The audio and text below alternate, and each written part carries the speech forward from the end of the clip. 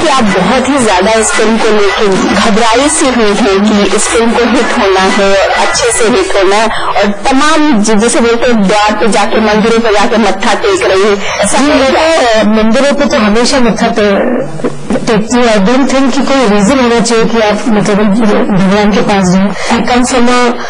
ब्राह्मण फैमिली जहाँ पे मेरे पिताजी सुबह और शाम पूजा करते हैं, तो उनके लाइफ में तो अभी ऐसा कुछ नहीं है कि उनको क्यों प्रार्थना करनी पड़ती है। अभी ऐसी मतलब वादत नहीं आई है कि एक चीज बहुत ही डेस्परेटली चाहिए तो ही हम मतलब भगवान के पास जाते हैं। मेरे लिए एक वे ऑफ लाइफ कि मैं रोज ये प्रार्थना करने जाती हूँ, और कुछ कुछ स्पेशल जगह है जहाँ पे मुझे जाना अच्छा लगता है, और शिरडी जाना बहुत अच्छा लगता है, इसलिए मैंने वहाँ पे एक जमीन भी खरीदी है, क्योंकि मुझे वहाँ पे घर बनाना है, मुझे साई के पास रहना है। तो there are certain things which I like to do as a person, but क्योंकि मैं एक्ट्रेस हूँ तो बहुत सारी चीजें नहीं, बहुत सारी चीजें आप ब्लेम आउट ऑफ प्रोपोर्शन। मतलब कितने लोग जाते हैं शिरडी, लेकिन उनके बारे में तो कोई कुछ नहीं कहता कि वो क्यों जा रहे हैं, लेकिन मैं जाती हूँ तो it becomes a kind of debate और डिस्कशन की वाई शी इज गोइंग। और मैं तो शिरडी शायद जाती रहती हूँ, बट अगर वो रिलीज के पहले अगर हो गया तो लोग समझते कि मैं रिलीज कर रही हूँ, लेकिन मैं चाहती हूँ कि ऊपर वाले का आशीर्वाद मुझ पर हमेशा रहे, और क्योंकि साई मेरे को हमेशा ठीक पाथ पे हमेशा गाइड करते हैं, तो मैं हमेशा प्रार्थना करती हूँ कि वो मुझे सही रास्ते पे लेके जाए, सही चीजें कराए, तो his blessing should I be. रानी से और बातचीत जारी रहेगी, लेकिन एक छोटे से ब्रेक के बाद फिल्म बन गई थी और जब आपका नया लुक आया था तो एक ही दिन आपने शाहरुख और आमिर दोनों को सेट पे बुलाया था अपने लुक को दिखाने के लिए, सही है क्या? नहीं, सही नहीं है, क्योंकि शाहरुख एक्चुअली कभी रब ने बना दी जोड़ी के लिए शूटिंग कर रहे थे यशराज में। मैंने ये फिल्म शूट किया था, वो शायद लास्ट शेड्यूल की शूटिंग कर रहे थे, और आमिर भी कोइंसिडेंटली उसी स्टूडियो में थे, वो कुछ वहाँ पे डबिंग कर रहे थे, तो कोइंसिडेंटली दोनों थे। और मेरे लिए बहुत ही अच्छा it was kind of special for me because they both were there at the same time, and मुझे शाहरुख ने बहुत सारी टिप्स दी मतलब क्रिकेट के ऊपर, और आमिर ने मुझे मतलब जो कैसे मुच्छी लगाते हैं उसकी भी टिप्स दी। तो वे like they both we are very special, like they both there on that particular. इन तीनों खान से आपकी बहुत अच्छी दोस्ती है, इनके साथ आपने बहुत काम किया है, और आपके करियर के हर मुकाम पे इन तीनों का जैसे कह सकते हैं साथ है। कहा जाता है कि आपस में इनकी शादी ही बन गई है, खान्स की या खान वॉर है जिसे बोला जाता है। तो आपकी दोस्ती क्या इन तीनों से वैसे ही बरकरार है या मेरे ख्याल से मेरा आमिर के साथ या मेरा शाहरुख के साथ या मेरा सलमान के साथ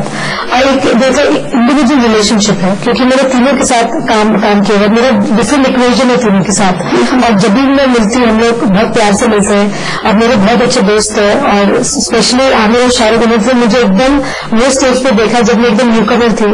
तो जब मेरी कोई भी अचीवमेंट होती है तो they are equally proud of me, and फैक्चर है इन सबकी दोस्ती में। तो आपने कभी कोशिश नहीं की कि ऐसे चलो मैं भी बात करूं कि भाई आपने मेरे इतने बड़े बड़े कलाकार हो, इतने इस मुकाम पे हो, लेकिन वो आपसे बहुत ज्यादा सीनियर है, मेरे से उम्र में वो लोग बहुत मतलब बड़े हैं, और मैं समझती हूँ कि मुझे उनकी पर्सनल लाइफ में उस तरह से इंटरफेयर करना मुझे शायद ठीक नहीं लगता। जितने भी आपके को एक्टर्स रहे, शाहरुख, सलमान, आमिर, सबके सब प्रोड्यूसर बन गए, आप कभी बनना चाहेंगी? Responsibility to be a producer, और मैं अभी तक वो स्ट्रेस नहीं लेना चाहती हूँ जो कि प्रोड्यूसर लेते हैं। I think you have to be really very very strong to be a producer, क्योंकि बहुत सारी चीजों के ऊपर ध्यान रखना पड़ता है when you are a producer। I don't think TV as it. तमाम लोग ये बोलते हैं कि आपकी बड़ी दिली इच्छा है कि आप यश जी की फैमिली की बहू बने, इस तरह लोग ऐसे बोलते हैं। अच्छा, तो आपको लोगों को पूछना चाहिए कि वो ऐसे क्यों बोलते हैं? इस तरीके की बातें क्यों आती हैं? मुझे पता नहीं क्यों आती है, इसलिए आप करती है, इसलिए क्या कि आपने 10-12 फिल्में उनके साथ करनी है। एसोसिएशन विथ यशराज गाना हैज बीन ग्रेट, मतलब यश अंकल, मतलब आई लव यश अंकल, बहुत ही मुझे उन्होंने प्यार दिया है, and Yash uncle and Adi are one of the people who have had so much faith in my talent, और इसकी वजह से उन्होंने मुझे हर बार ऐसी फिल्में दी है जो कि as an actress I enjoyed doing. I respect them a lot, मेरी रिस्पेक्ट और प्यार उनके लिए हमेशा रहेगी और बरकरार रहेगी जीवन भर, और ये सब जो तरह तरह की बातें होती है, I think we need to take it because we are in the profession where they will talk. इसका हम कुछ मतलब उत्तर या जवाब नहीं दे सकते। रानी, जब आप सुबह से शाम काम करके घर जाती हैं और इस तरीके की बातें होती हैं या सुनती हैं, तो आपको क्या लगता है कि मतलब ये क्या हो रहा है? मैं ये सब कुछ नहीं सोचती हूँ, क्योंकि मैं ये समझती हूँ कि मेरी जो दर्शक है आपको, मेरी जो दर्शक है वो मुझे प्यार करती है मेरे काम की वजह से, क्योंकि वो टिकट खरीद के सिनेमा थिएटर में जाते हैं, वो 2 घंटे या 3 घंटे एंजॉय करने, एंटरटेन होने। तो मेरा हर दिन का काम है कि मैं सुबह स्टूडियो जाऊँ, काम करूँ, अपना काम ठीक तरीके से करूँ, अच्छे शॉट्स दूँ, घर आए फील हैप्पी, अपना नॉर्मल जिंदगी जैसे कि लोग नॉर्मल जिंदगी बिताते हैं मैं वैसे बिताती हूँ। जो लोग बोलते हैं वो उनका कर्म है, अपने मुंह वो खराब करते तो वो उनका कर्म है, मैं अपना कर्म ठीक रखती हूँ, तो मैं ठीक रास्ते पे चल रही हूँ।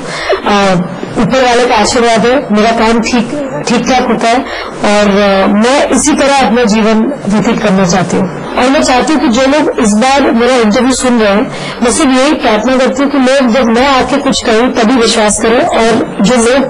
बातें फैलाते हैं उस पर नहीं करें। अच्छा रानी, आपकी जो कंटेम्प्रेरीज